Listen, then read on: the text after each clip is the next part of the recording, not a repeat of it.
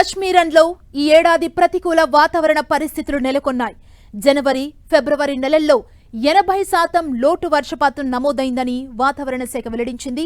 దీంతో ఈ వేసవిలో స్థానికంగా కరువు పరిస్థితులు ఏర్పడే అవకాశం ఉందని తెలిపింది. జనవరితో పాటు ఈ నెలలో కలిపి ఇప్పటి వరకు 79% లోటు వర్షపాతం నమోదైంది. ఇలాగే పొడి వాతావరణం కొనసాగితే కశ్మీర్ లోయ వాసులకు తాగునీటితో పాటు సాగు జలాలకు ఇక్కట్లు తప్పవని వాతావరణ శాఖ వెల్లడించింది.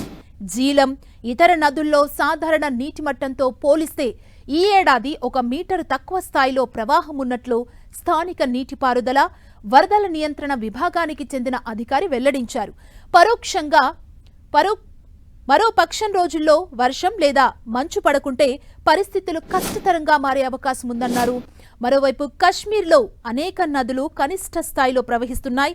దక్షిణ కశ్మీర్లో కొన్ని ప్రాంతాల్లో నీటి వనరులు పూర్తిగా ఎండిపోయాయి.